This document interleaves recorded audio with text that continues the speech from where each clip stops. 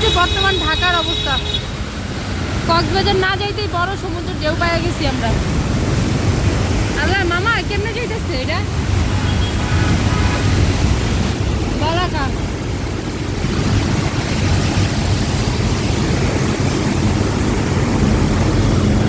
কক্সবাজারের সমুদ্রের উপরে লইয়া ট্রলার আর লঞ্চ চলে, আর এই সমুদ্রে বাস আর বাইক চলে, আর বড় বড় গাড়ি।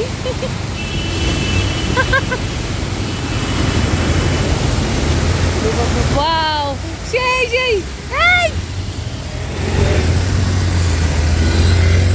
শেষ, আমাদের সমুদ্র শেষ।